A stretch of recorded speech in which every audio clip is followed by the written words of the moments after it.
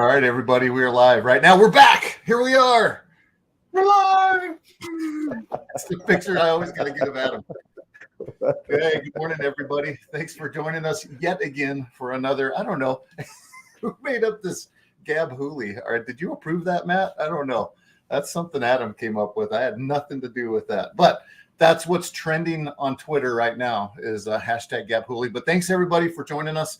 Today's topic. I don't know. I don't think we're going to get into feelings as much as we did last time. There's no bet between Adam and I if he can make me cry today, but there's always that money's always out there. So I'm game for it. So welcome, everybody. You know what? We're going to give a couple of seconds for our guests to introduce themselves while I do some pushing buttons here in the back. Go ahead, Adam. You're up first. What do you do, man?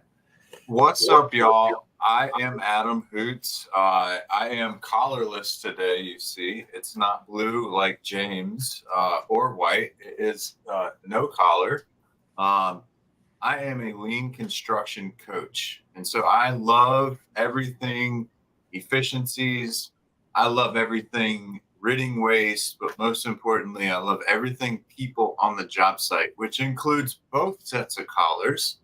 And so I hope we don't get into any offending anybody, whether regardless of what color your collar is, how big your collar is, or if you're not even wearing one. So I'm super excited to be here, James Gahuli. I'm all about that hashtag. And yeah, we'll see where this goes. I don't really know what to expect as usual, but I'm sure it'll be fantastico. That's exactly. I don't know what to expect either. Not that I have notes or anything, but Mr. Oli, welcome again. Thank you so much for coming. You are the advocate for the trades. Go ahead and tell us a little bit about what you're doing right now. Trying to get my internet to work. Yeah, that's what I'm doing right now. Right now I am general superintendent for Ajax Paving, Florida, and aside from that, I'm taking a short hiatus from writing like I was. I kind of write those stories and stuff, but I'm going to be back here shortly working on some other stuff. But yeah, so my tagline there on LinkedIn is I'm here to highlight and advocate for the fantastic humans doing construction. And I think that sums up what I at least try to be about. That's it, man. Yeah, well, I saw that you changed your tagline too, and I think it's fantastic for the fantastic people. That's awesome. All right, well, today, what we're getting together to talk about today is really blue collar. I didn't pose it in the form of a question when I posted it, so this is a little bit vague for some folks. They're like, what are we here for? Am I blue collar? Am I white collar? Are we going to bash the white collar? What are we doing here? But the big thing that I want to accomplish today, especially with the array of experts that I've got on this panel today, is to talk about and advocate for blue collar and understand what it is. Because that was the one thing when you do a little bit of a study into what is blue collar, when did it come around, and why does it have in some cases a negative connotation? Those are the things that we want to figure out and talk about today and look for solutions. We're always looking for solutions today. But on a high note, yeah, we'll end on a high note. On a high level, that's it, huh? You're a bass singer, are you? Like, what is the definition of a blue collar? Adam, you go first. Yeah, to me, it's somebody who has some calluses kind of right here in their hands, maybe a little dirt under their fingernails. Like, they're getting it done, baby. They're out there either building the world, building the things we use, or like a vehicle, or the things that vehicles operate on, right, Oli? And so I think it's just the people who are making things happen, who aren't worried to get outside and go and sweat a little bit. And again, just they're making the world go round. That's not what Merriam-Webster says, and that's way better. What do they know? That is way better than what the dictionary says. Blue collar makes the world go around. Pat, how do you define blue collar in your world? Yeah, I think Adam nailed it in a lot of ways. I think it's it's the people who work with their hands. It's the people that build stuff, that fix stuff. You know, I was just having a conversation with somebody the other day. I mean, you get looking at it, and you know, like we don't have our society without blue collar. Like, you know, it sounds so cliche that, you know, they're the backbone of our society. It's the kind of, but it's true. The roads you drive on to get to your place of business, whatever that is, the vehicle you drive. You know, when you go to the grocery store, the fruits and vegetables that at some point in time were picked, and the processing that had to go through for the meat or whatever. Like, there are people who are grinding physically, get a paycheck, that provide all this stuff we take for granted, and those are blue collar people. And so, yeah, they're pretty much that. Well, and so you nailed it too. We are here to. Sorry, Matt, if I cut you off. You're kind of No, you're breaking up a good. little bit. I know you need to like drop a few more quarters in your internet there, get that thing working. Maybe crank it up. But the whole thing is blue collar does cover a lot more than construction. We're going to talk about construction, but that's not just the point. Blue collar does cover, and it started way back in the beginning of the industrial age, and then when we started talking about suburbs, that's when there became kind of that separation of people that worked agricultural work, and then they started working factories, and then working within the suburbs became office people. There's some strange definitions of what's defined as white collar, because if you look at those definitions, it could be RPMs. Sometimes, maybe, I've never said it. Well, maybe I have. Are the guys, the PMs, when they come out into the field, have you ever called them a poodle before? I had this guy tell me that, because they walk out there, they're kind of tiptoeing around. They don't want to get their shiny shoes dirty. You know, so is that considered white in the construction business? I don't think so. Worth a topic that we can talk about. But, you know, you guys nailed it. A blue collar worker is a working class person who performs manual or skilled labor. That's kind of the general description of it. But this is probably the best description that I heard. And this is Merriam-Webster. It said this: dependable and hardworking rather than showy or spectacular. Mm-hmm. Now, I would disagree with that. Have you guys met Jesse Hernandez? That guy's pretty spectacular. That guy is maybe a little bit showy. I don't know. Maybe we could all use some of that. We all know that doesn't necessarily apply just to the definition of a blue collar worker, but dependable is certainly a word that you utilize, right? That's something that we use in regards to that.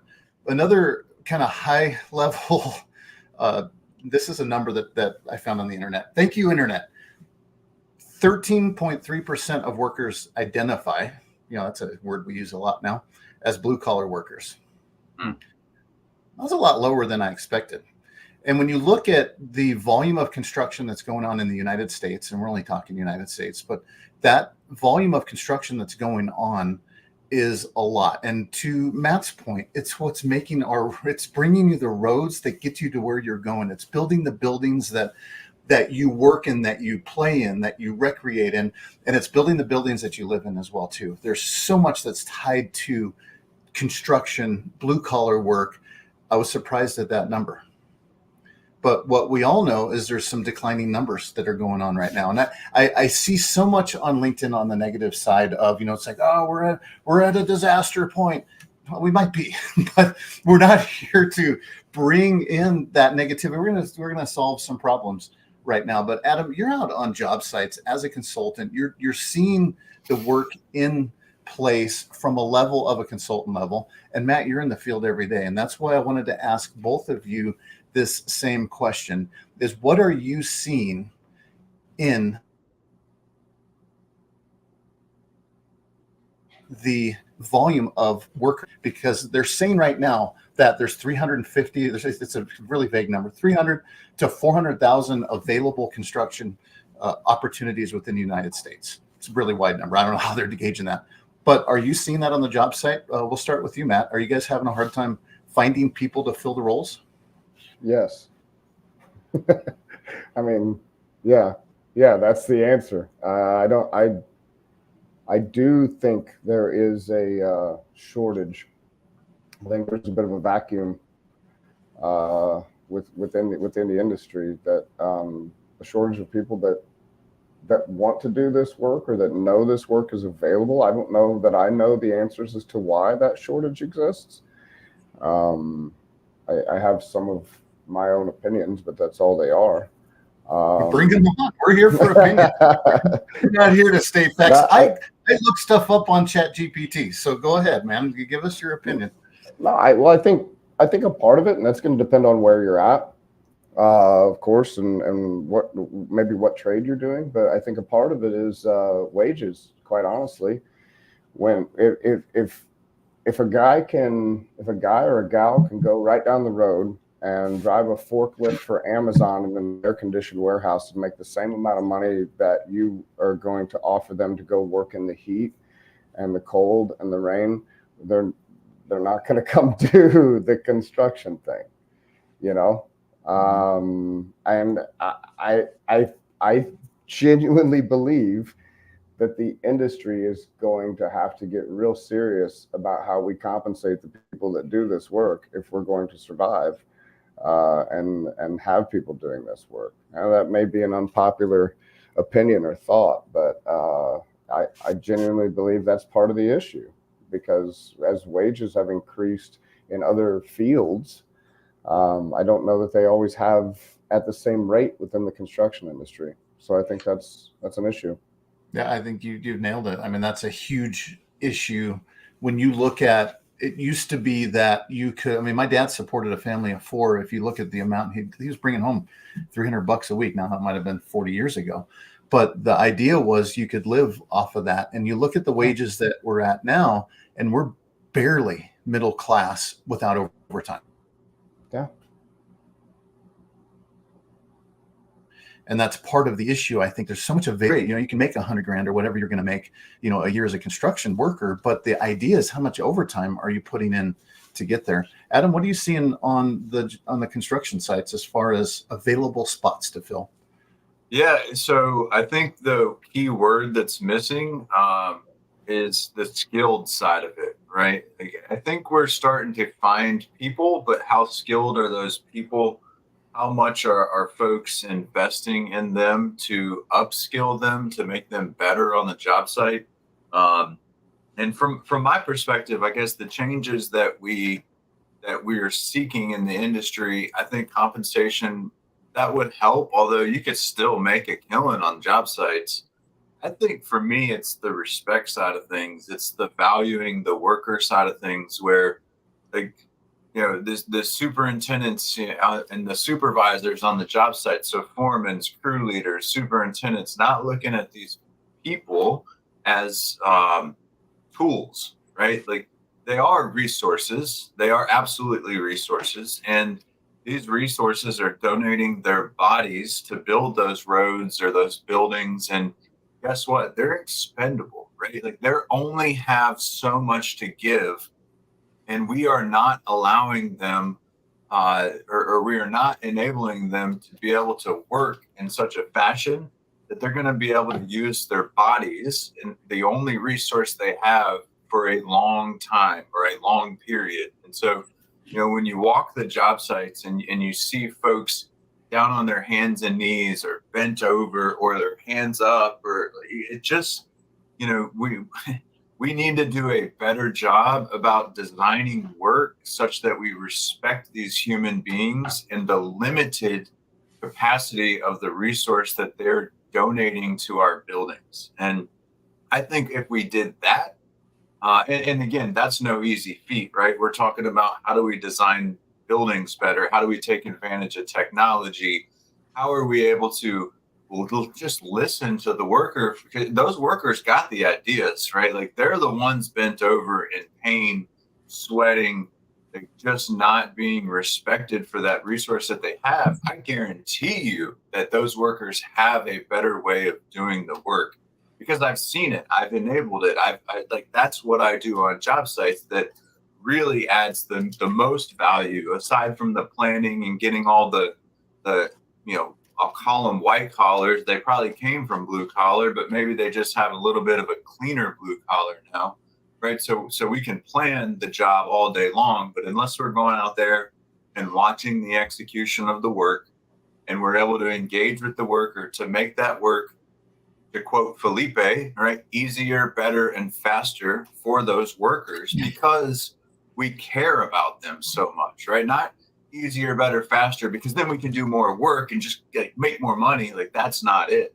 If we can make that work easier, better, and faster for the worker because we care so deeply about them that we can't allow them to use their capacity of life on our projects, like, that's where it's at to me.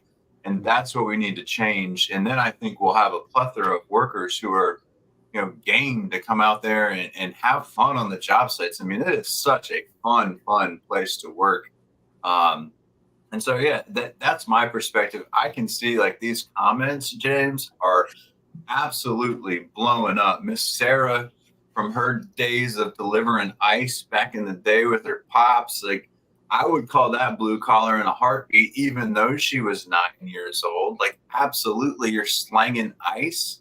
Sign me up for that.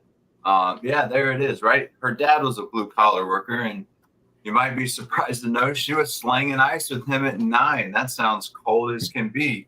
And then Goose had a really good one down here that I'm going to kind of kick it back to you, James, but it's trying to understand, like, hey, he was an engineer working in a paper mill, and that's a pretty, if you've ever been in a paper mill, that ain't the cleanest job.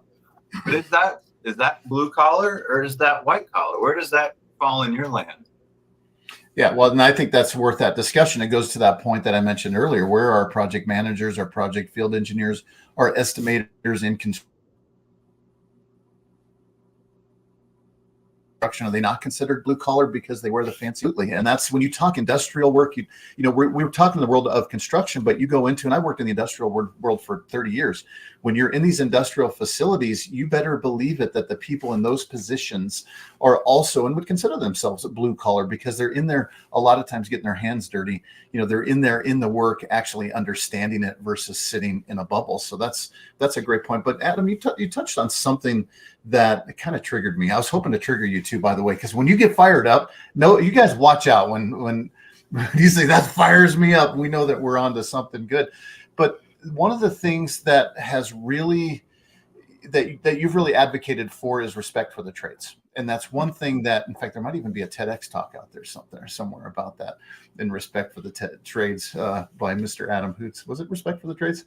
But the whole thing is, when we talk about being a commodity, being expendable. I was on a project at the glass plant here in town for Coors, and Amidi, that was a company that came in and built these palletizers, bulk palletizing and depalletizing systems for their glass system. Completely new. They used to do it all through these really old mechanisms. Anyways, they would build these in Mexico. When they were here, we had to go through and figure out a rigging plan on how we're going to upright this huge frame that had to get set up for this. And it took us, a while to figure out how to do this within the building safely. And I said, how do you guys do this in other places? And he said, in Mexico, they would literally get 50 people, and they would stand these things with ropes and rope falls up by hand and stand them and put them in place. And you think that is just so third world from where we're at. But how is that not similar to when we look at the processes, look at the hands, look at the feet? How are we looking at people doing the work and respecting them? Because in the long run, how long are you going to do that work compared to, say, an office job? And that's one of the things that goes to that same principle of we're not too far off from that until we improve the processes. There was a point in, and it's probably still the case in California, if you're a union laborer, you retire at 20 years. You get a full-on retirement. The retirement's great to be a laborer, but the work is hard. And you know that at 20 years, you're going to be broken. And those are a lot of those activities that we construction within all of our work that I think we're seeing that tide turn. I'm an optimist. I'm not going to just blow a bunch of smoke up there about how terrible things are. I believe that there's a tide turning, but as we know, there's this precipice of labor that's coming. And both of you guys have talked about, seeing those opportunities on those job sites. Before we go into solving all the world's problems, which we will by the end of this live stream, everyone here will walk away with some world problem that'll be solved. I did want to ask this. First, we'll start with you, Matt. Have you ever experienced discrimination when it comes to being considered blue collar? Like, were you looked down upon? Ooh, that's a good question. And I'm going to say yes. um, like, I remember, like, man, when I was in the field and, getting filthy. I mean, if you're in the if you're on the end of the hose of the pump on a big concrete pour, you're covered. You are covered head to toe with splatter,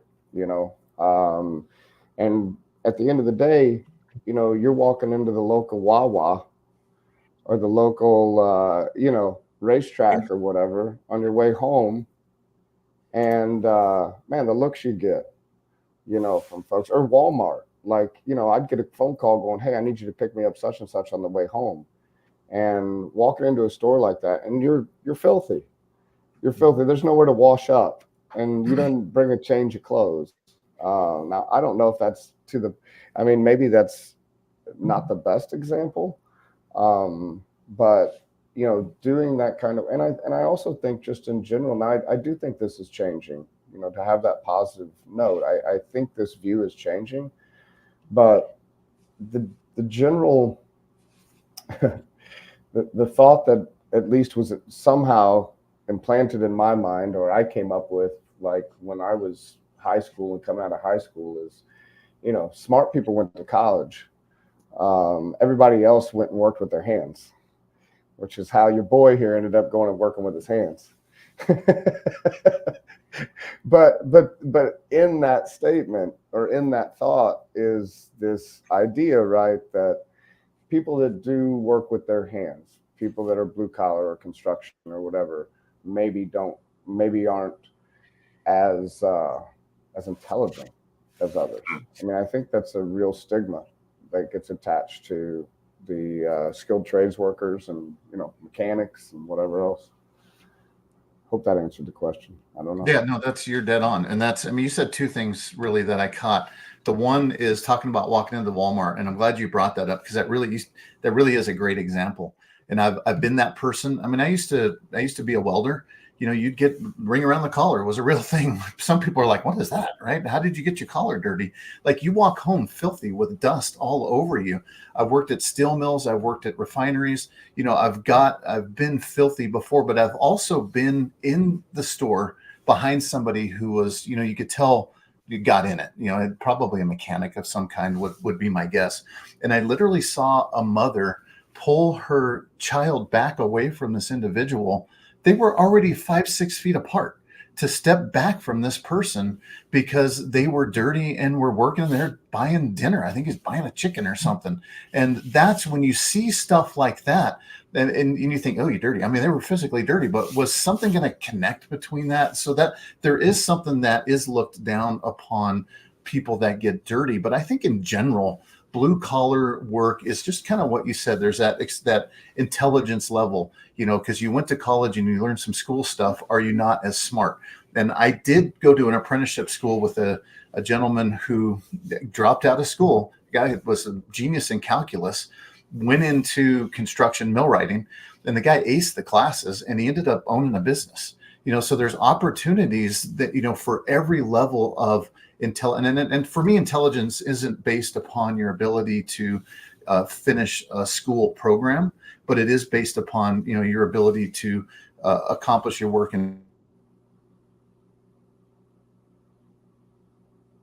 about it. So intelligence is kind of by the degree. And that's why I also have my expert here, Adam Hoots, who is in academia. And that is the next topic that I wanted to go towards, because I'm not against education at all. In fact, I'm all for it. But there's a point where there's people that have been driven towards that path. And that was the case when I was a young trades, about to get into the trades. I spent about a half a year, two semesters in college. My dad came up to me and he says, son, why don't you take the last quarter off and the summer, earn some money, and then go back to school? And his whole thing was learn a trade, then go to school and get your education after that. Now that was 35 years ago, because at the time in 1988, I was making $10 an hour as a laborer, basically a mechanic's laborer. That was great money back then for all you younger kids that are listening and thinking like you can't even work at McDonald's for $10 an hour. It was great money. At that time, it was great money. But the whole thing was get a trade, have something to fall back on, and then go to school. He wasn't against it. And all three of my older brothers, they're all millwrights by trade. My dad, my grandpa, in fact, my brother Ed, I noticed he just recently posted in LinkedIn. He is a third generation millwright, which I guess that makes me one as well too. But to have that generationally in your family, that's how the trades used to be passed on. But Adam, academia, you kind of toss that out there at an old dog, which I got to throw this out there. This live stream is being sponsored by the old dog, Lean Thesaurus. I can't even say that word. So thank you so much for sponsoring this live stream today. We'll have some stuff in the notes later about that. But Adam, when we look at education, I'm not against it, but is there something that's drawing people into this idea that a college degree is going to make my life better? Yeah. So first I want to say we're not against education and we're not against educators. I think there's a song that starts that way. I don't know, James. I think that's like the easier life, maybe. Like, hey, I'm gonna be able to go sit behind a desk and learn or be an office worker if I go and get a degree. And so again, we've got some comments in here, and I don't know who this Jake Maxey guy is, but I love this guy, man. I haven't met him before, I don't think, and he's just dropping some fire in there about, do you really need a degree to be a PE? Wasn't always that way. He got experience first and then went back, and then Uyar is confirming that, which again, so I'm going to toss this out there, and because you're like, the more I sit here and look at those words behind your shoulder, James, it's starting to like kind of piss me off, man. Like I'm about to get fired up, bro, because I don't want to be a white collar. Like take your white collar and shove it up your ass, right? Like I like that blue collar. I'm proud of that blue collar.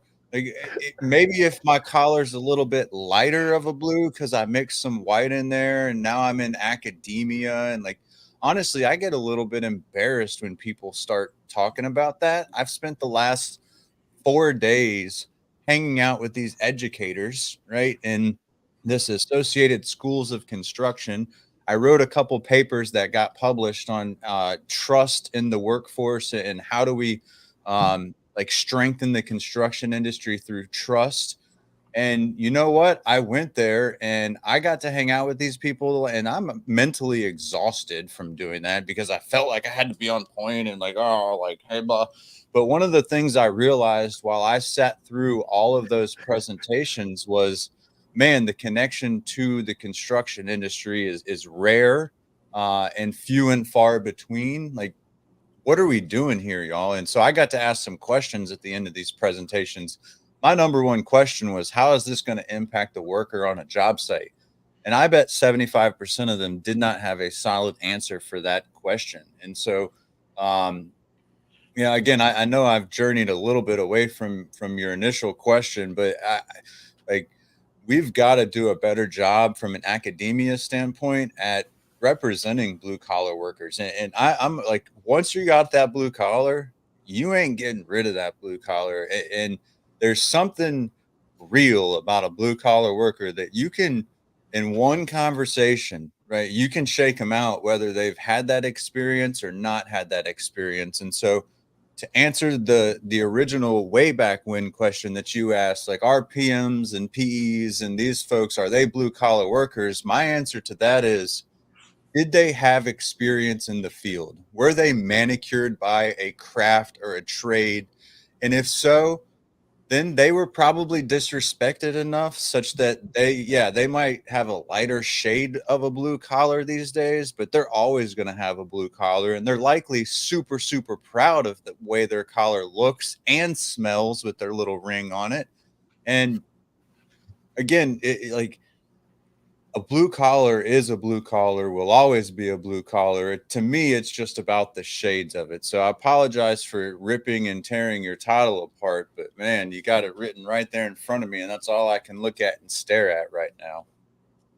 Perfect. Yes, I was hoping that would get you fired up, Adam, because it did me as well too. As I created this idea of like, why are we saying this is the new white collar, when in reality, for me it comes down to, I don't care what color you wear, and I didn't purposely wear a blue collar today, just so you know. I could have worn a white collar and just really confused a lot of people. But the whole thing is what satisfies you, what brings the most satisfaction. But you said a lot of things I want to unpack before we get to that satisfaction point, which is the whole idea of our engineers, our field engineers, our RPMs, do they know the work? And there's been a couple of comments, I already posted them up there, about, when you learn a little bit, then go to school, you're going to learn more. And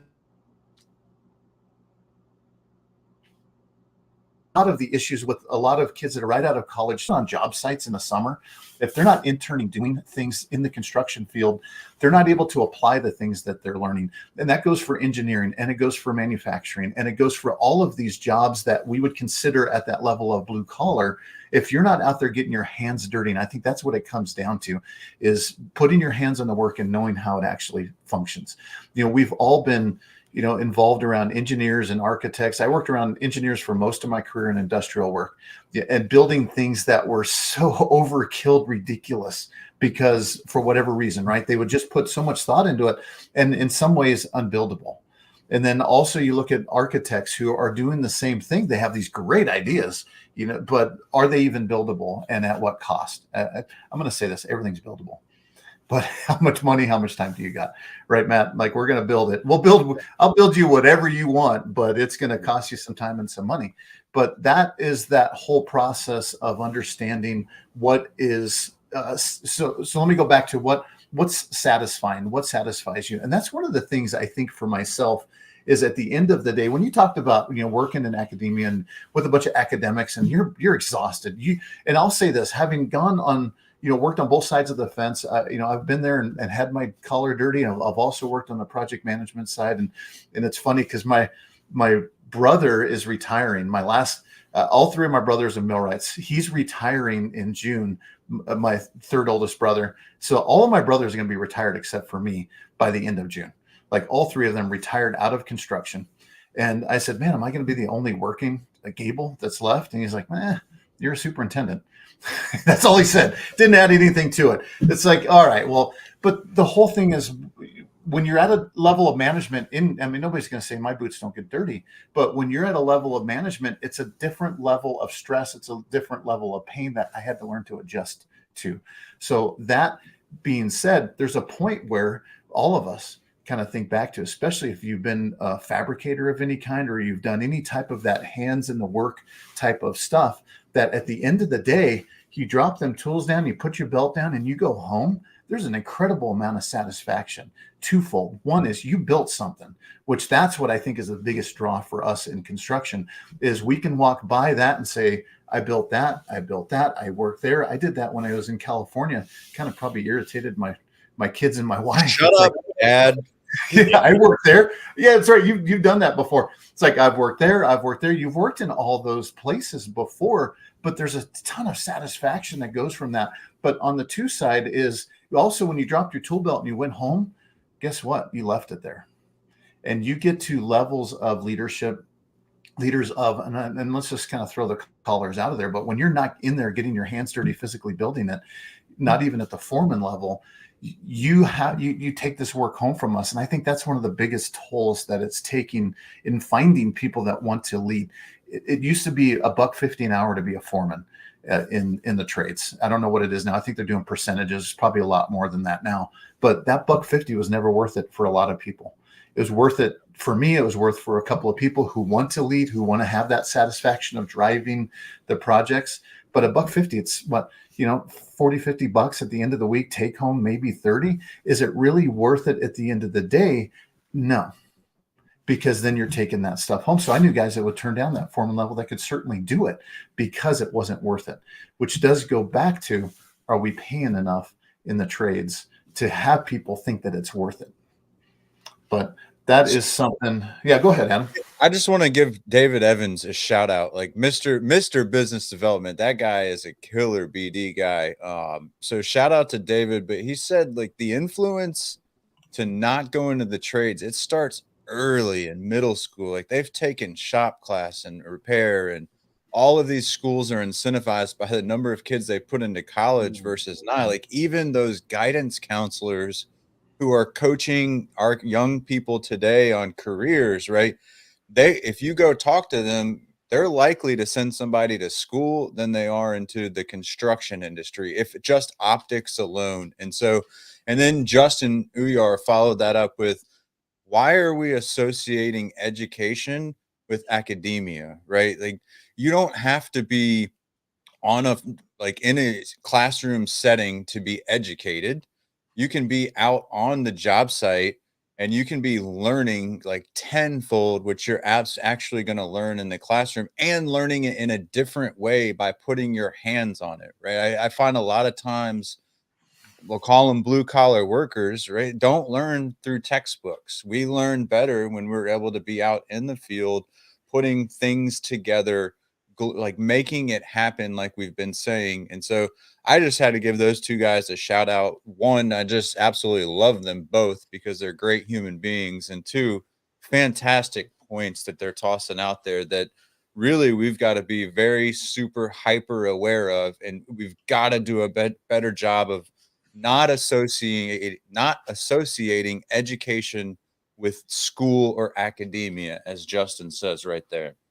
Well, and I want to call it, I completely agree, but I want to call it applied education, because that's one of the things that you can, in a holistic education. I had a friend of mine, he chose different routes over the course of his starting in community college. And I think he must have spent 10 years in college before he got his one single degree, because the requirements at the lower level kept changing. So he just stayed in there getting all his basics. And then those changed and he went to his next one. And he spent 10 years getting, a bachelor's in something. I don't even remember what it was. But the whole thing is you can spend that time in stuff that may not apply to the work. That's what I love about trade school. Now, when I went to trade school, it was 4 years. I went through the millwright apprenticeship. We took a week off and we'd have class. And then so 1 week every 3 months, you would have a class. Now that class, was that designed to give me everything that I ever needed to know about conveyors or materials of construction or math? No, but there was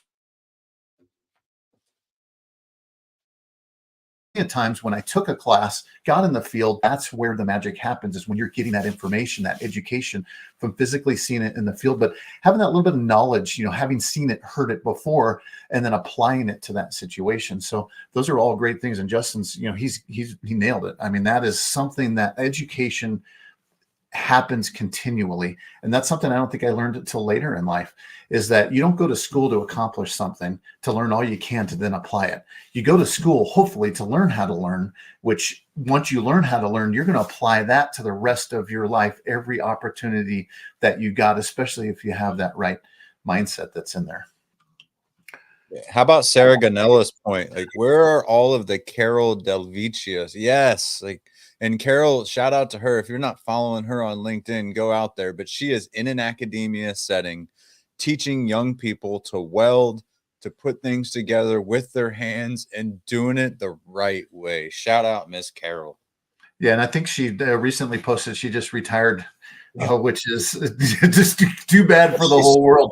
But what you pointed out, though, is I do truly believe that there is that turn. And back to Mr. Evans, is talking about, starting early, talking about it. When I was in high school, 30 something over years ago, there was shop, but shop was trending away from more of the advanced classes that, a lot of kids were wanting to get into the advanced placement classes, working towards their education. That's what the school was focusing on, but getting kids talked about early. And we're seeing that at least here in Colorado.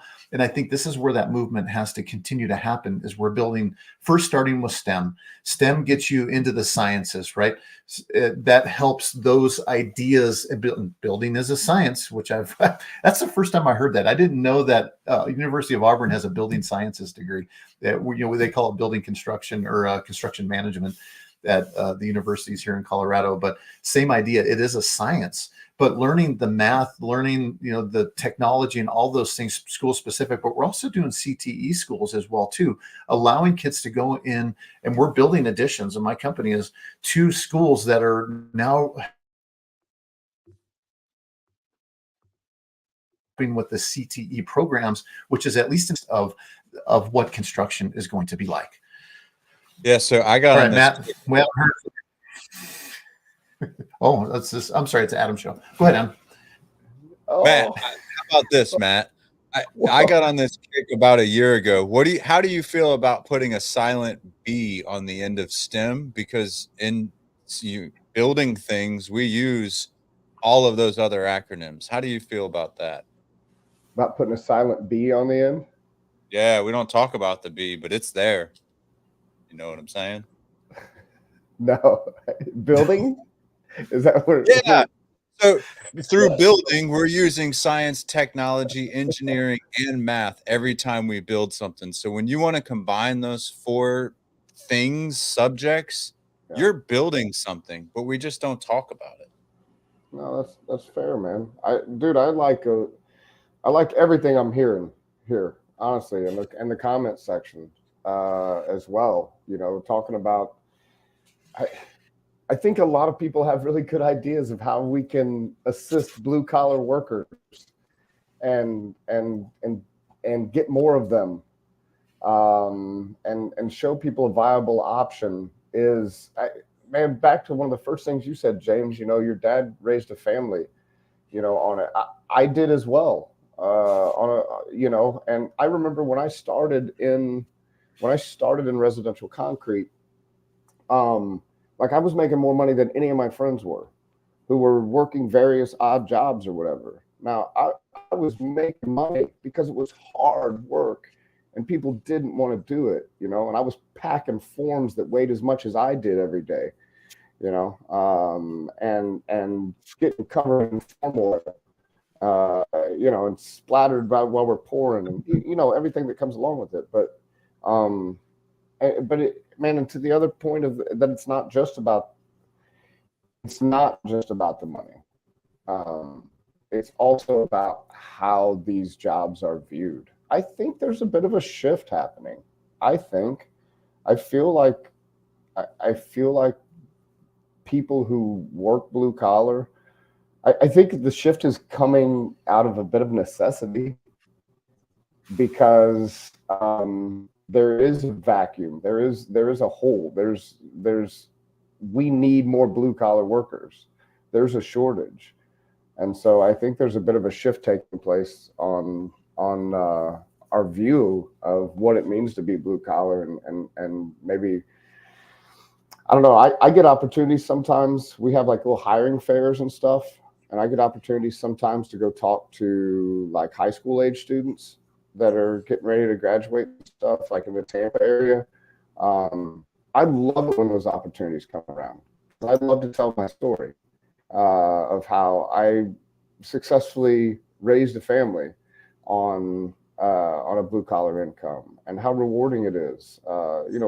There's a bunch of great stuff being said here. When you build something, yeah, I'm that guy too. Driving down the road, oh, I built this. Oh, I built that. Yeah, we know. Yeah, we know. You've told us that every time we've passed this for the past decade, Dad.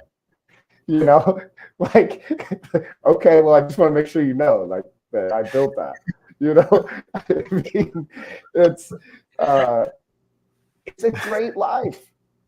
How about we just say that, man? It's a great life. Being blue collar is awesome. It really is, and the camaraderie that is found within that. And like my oldest daughter's boyfriend graduated from a trade school in North Carolina, and I took the trip up there and saw him. And you had a classroom full of people that are mechanics, Tesla mechanics, electric vehicle mechanics. And I'm standing, and I get talking with them and talking with the instructor, and like the instructor, it's like the instructor and I knew each other because we both came from similar blue collar, hands-on backgrounds.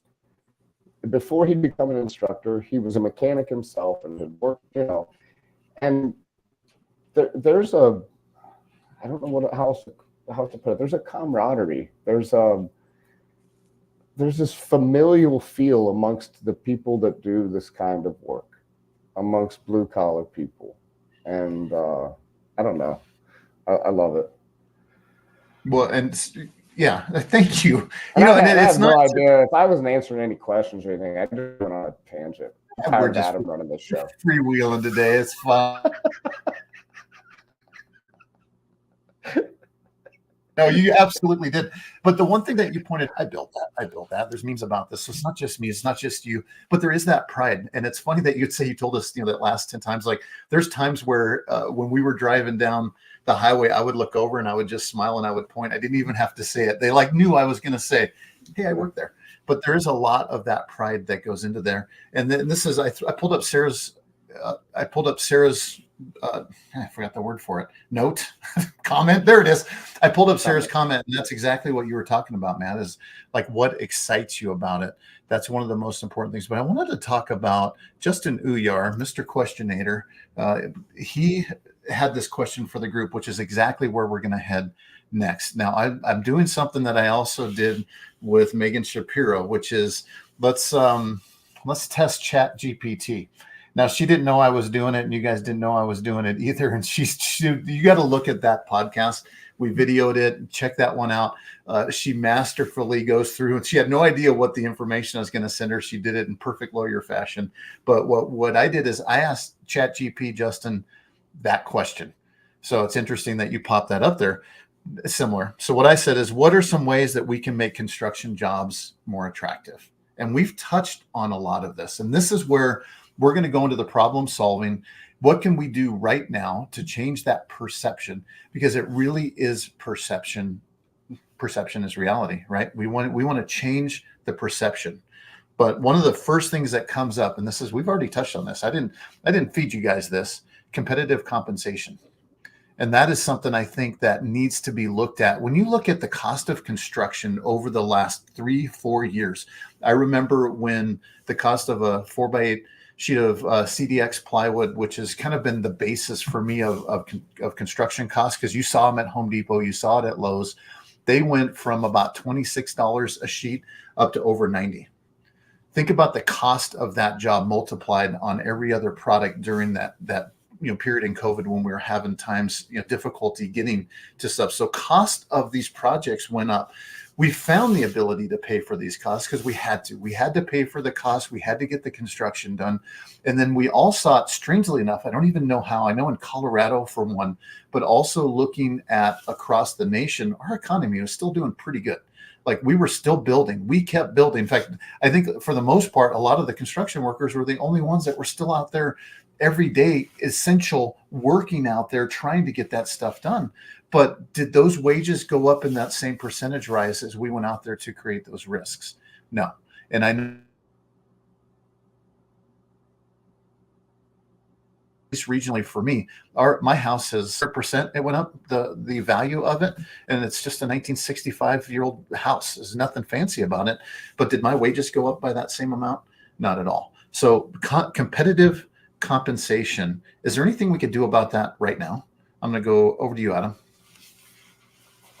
Am I allowed to speak at the moment? Because my internet's good, unlike everybody else on this show. So I figured I had to step up, but take the quarters out of the bed, Uli. Please speak.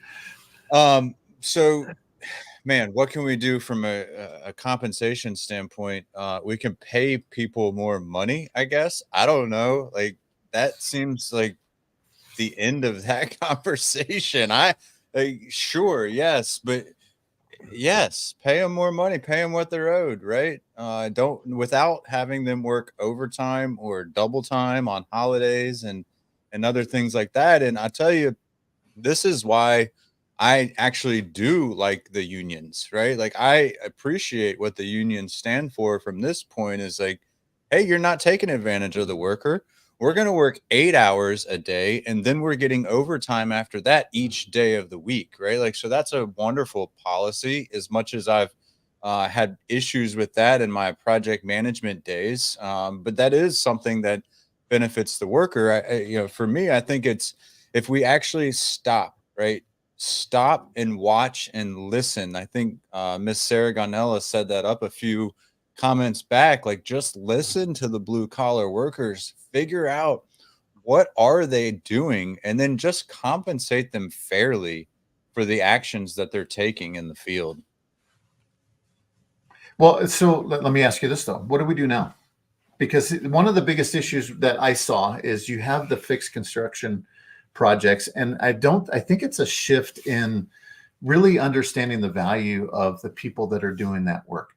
And it is still in that level of middle class, at least without the overtime. And that's, I think, one of the things is, what can we do to do that now? And I think in some cases it's coming down to, we are seeing better benefits. I think, back to the thought of the union has driven a lot of wages and benefits to the jobs that aren't union. And that's the whole idea, right? To raise up the society was the whole purpose of that. You start finding better benefits, more time off. Like, we're offering that for our field guys, which is the first time that happened in,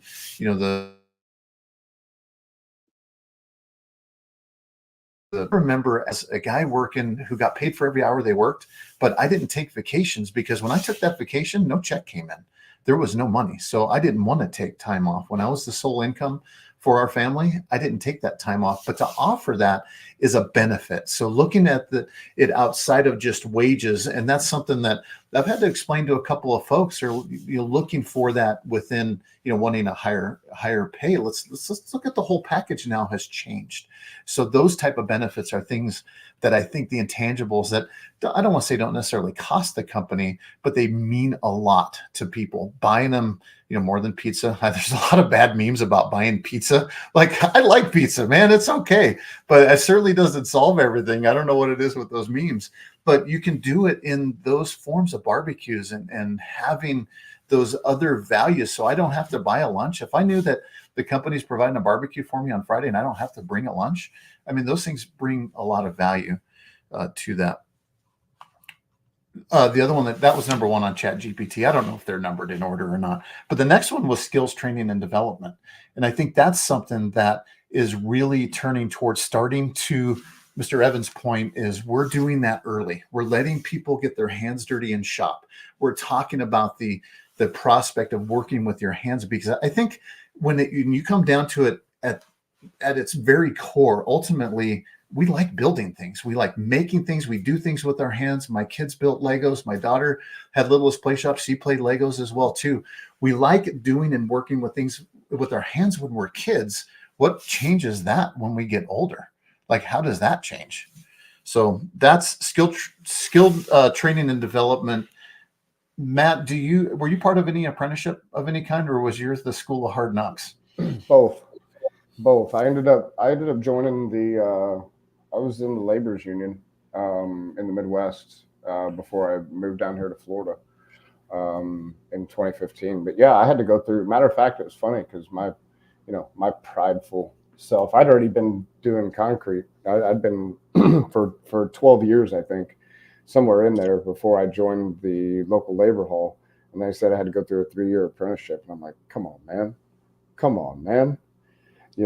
But truth is I learned a ton. In that apprenticeship. It was good. And I'm grateful for that experience.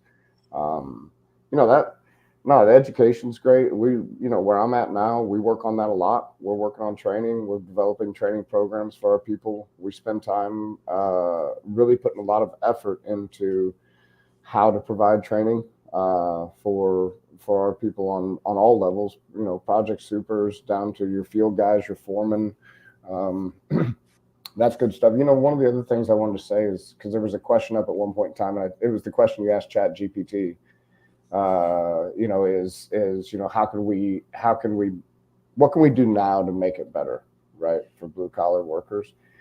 Man, I'm going to throw out this is the kind of stuff you start to come to expect from me, but go tell them you appreciate them.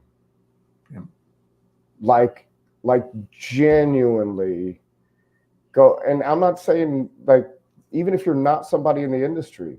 Do you know what it would mean to a guy who is like flagging maybe out on a roadway if just average Joe walking down the street comes out, gives him a little pat on the back and goes, "Hey, appreciate what you're doing, man. Like genuinely, I know without you this work's not getting done, so thank you, man. Appreciate it." Yeah, that's recognition. I think is in any organization, Matt, is recognition is one of the most important things, more than money at times, right? To know that you did and what you did was appreciated. So that's a great point. I got one more for you, James. Bring it.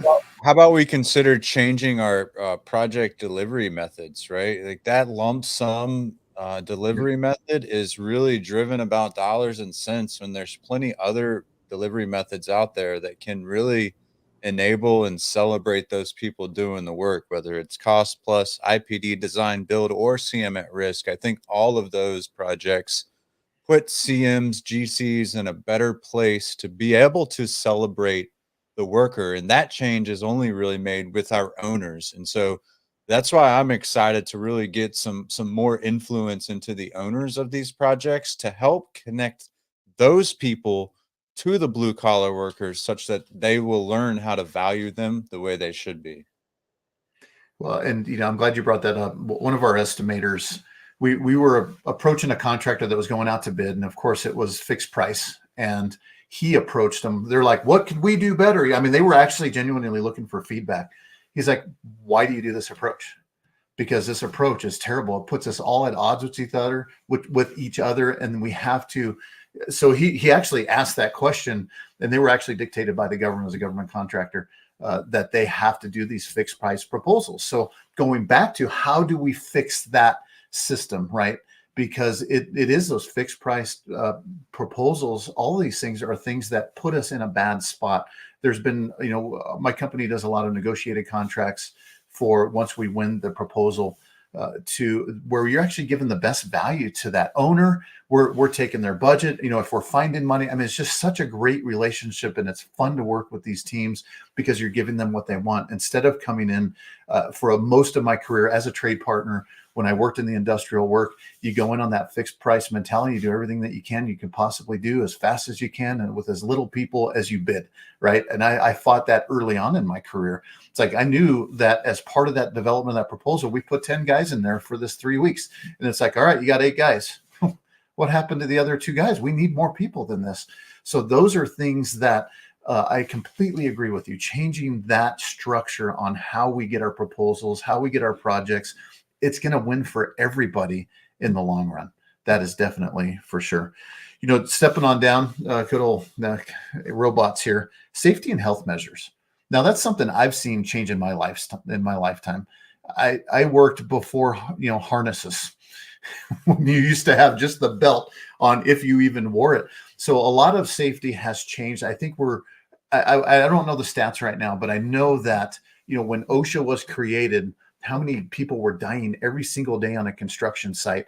We've improved that. It's still one death is too many in any construction site, but I think we are moving towards better safety and health measures. It's safer to work on our projects now than it ever has been based on who is enforcing, those rules and who is. I've always said that, especially if I'm doing an orientation, I'm like, look, I am never going to ask you to do anything that's unsafe, but I will always stop you from making those decisions because that's still a lot of that. Well, I just wanted to get the job done. It's just one more.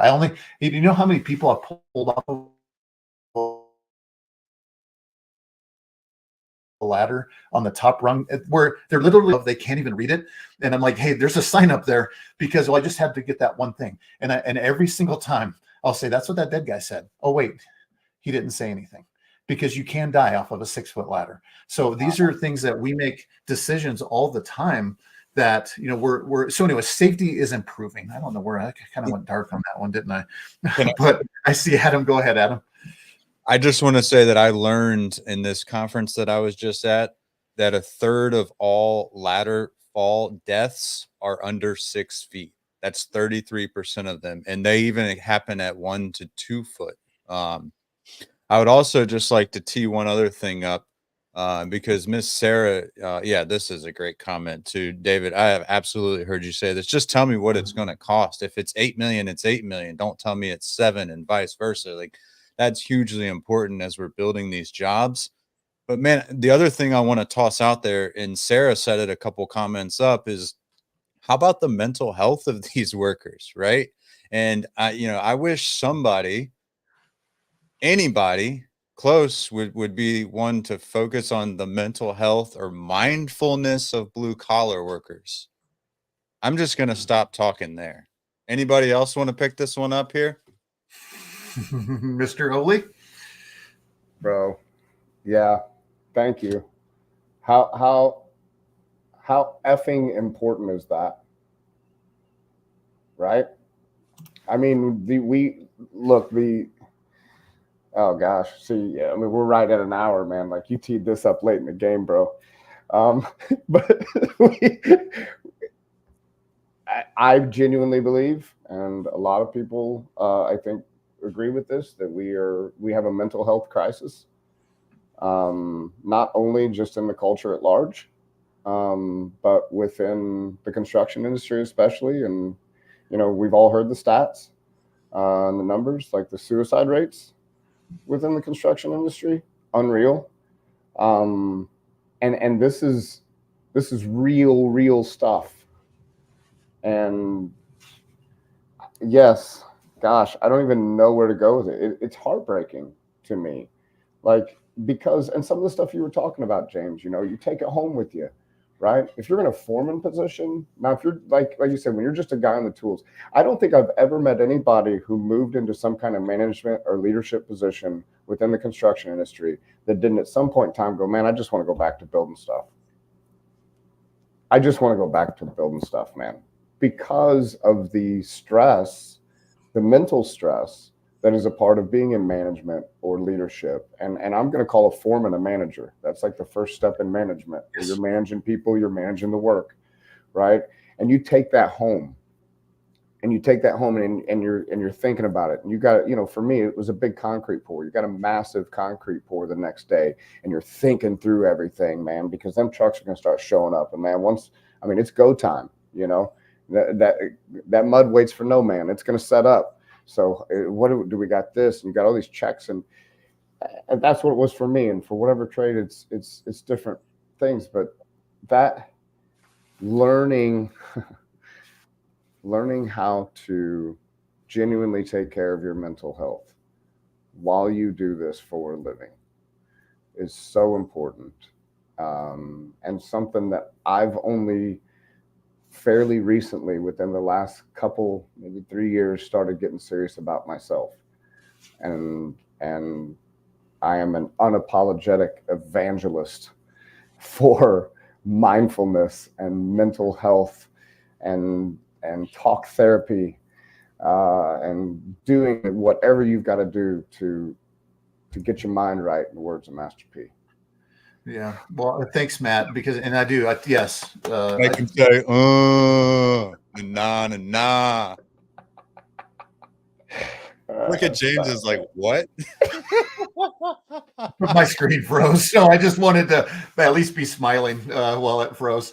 So, but Matt, thank you for all that you do, and Adam as well for what you do on the mental health side of that. That's one thing that I was pondering in regards to this. It's like, hey guys, come into blue collar work and join our mental health crisis. How do we sell that?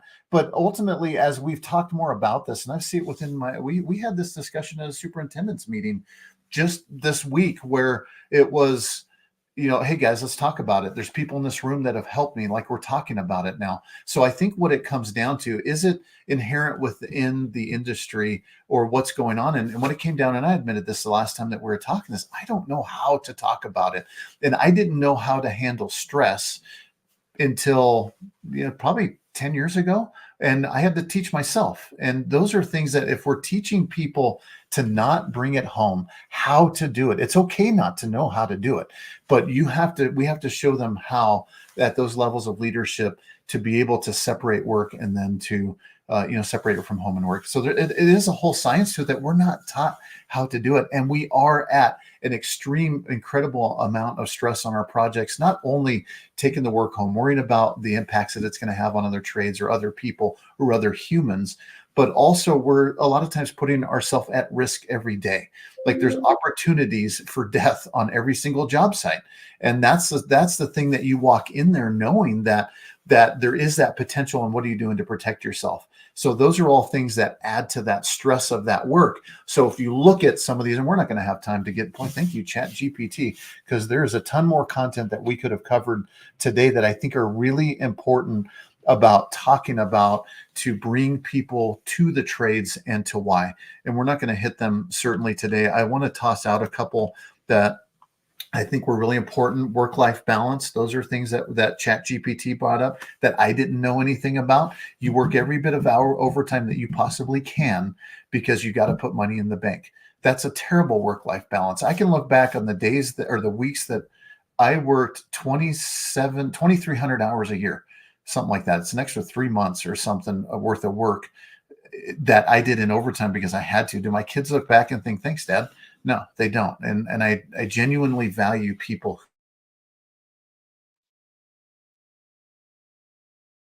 that work-life balance.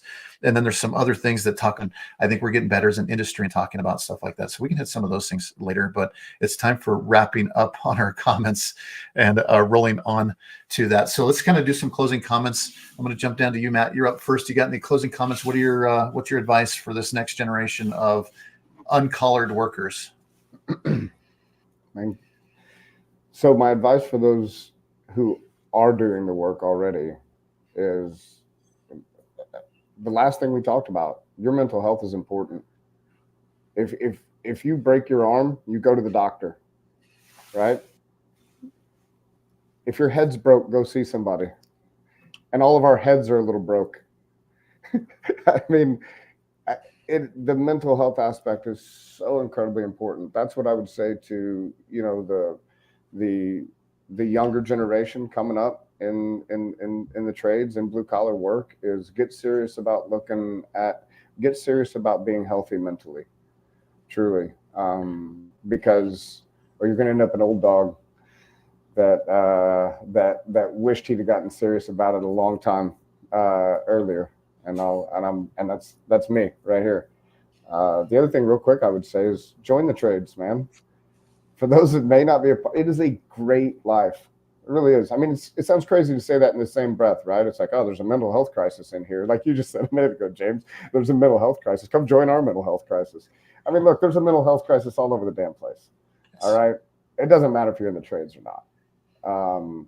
But this blue collar work is rewarding. And it's a great way to make a living. And chances are you end up learning how to fix all your own stuff too, which makes you like a hero at the house. So there's that. There is that as well too. Thanks so much, Matt. We got some good clips out of that one for sure. Adam, go ahead. Closing statements. Yeah. Go do some work, right? Like if you want to really figure out what it's all about, I love what David just said right there. Learn everything you can, read papers, read your research, but most importantly, get your hands dirty, learn from great people, and call bullshito if you disagree, but be respectful. I think that's huge. That's the advice I think that's really I'm leaning towards. I know, shout out to all the folks, Sarah, David, Justin, Jake, like we brought to, I think I'm not the only one that got fired up. I'm seeing some four-letter words out there that got me excited and happy. And I'll just end with this. We sit here and we say, yeah, go join the trades and go do like some hard work and manual labor. But I'll be damned if I want my baby girls out on a job site right now. We still have a lot of work to do in the industry before I would subject my own children to this life. Now, my son, oh yeah, he's going to be pouring some concrete, putting some pipe together. But my baby girls, there ain't no way in hell I would advise them to go to the trades at the current time. We have serious work to do, especially when it comes to treating women on a construction site. we've got work to do, and that ain't happening. And I don't care who you are or what you tell me, you will not be able to convince me, because I've been on too many job sites and I've heard too much of the chatter and talk to advise my beautiful little baby girls to be out there subjected to that, quite honestly, harassment. And so, yeah, we construction industry, myself, Matt, James included, we've got work to do in order to make these environments happy, in order to make these environments entertaining, and really, quite honestly, we like welcoming. Yeah. Thanks so much. And that you're echoing what Nation is saying as well too. And that's why, looking back, why people, it used to be in the trades that it was handed down from generation to generation. And I'm happy to say that I'm a third generation millwright, just like my brothers are. And with that did I get, I didn't get my kids into the trades either. And same thing with my baby girl. She was interested, and we pursued it for a little bit. But that, for that same reason, is we're not ready and prepared for that yet. So that's the wrong thing. Like, we should be handing these down to our generations. When I look back at the generational families of millwrights,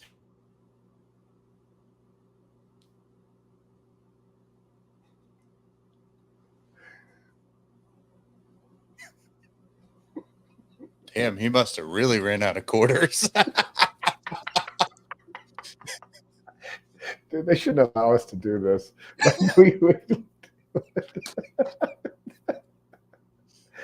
Hold on, I've got some theme music. You want me? Should I play some music?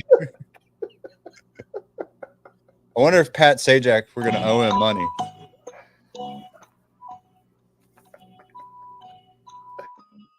But I do just want to comment, and I don't know if we're frozen or he's frozen, but Sarah said us women are stronger than you think. And I had to reply with, us men are worse than you think too, Miss Sarah, because I'm going to be straight up and honest with you. There are some really, really bad and nasty things that happen on job sites that I've participated in, not happily, not proud, but I have. And so it looks like James has got the quarters out of the machine and started popping them in, baby. Take it away, Mr. Gable Truss. And he froze up again. All right. Yeah. Well, guys, thanks. Before my internet burns up, thanks everybody for coming on. Adam's the only guy that made all the quarters that he needed for his internet today. We will try to do better. This has been a blast. The comments are blowing up. We've had a ton of people that have participated in this conversation. We want to continue this conversation beyond this to really fix what we love doing, which is building America, building our cities, building our towns, and being part of something that gives us just a ton of satisfaction. So that's all we've got, everybody. Again, this is brought to you by what, Adam? The old dog lean thesaurus, Mr. Gable. And don't forget, ChatGPT's bullshito. Only trust ChatGahuli. That's all. That's right. And also, you can check out more information on the uncommoncommunicator.com, as well as podcast as well. Thanks so much, everybody, for joining. And we will see you next time. I'm sorry. See you. Bye. Holla, holla, holla. Hoots for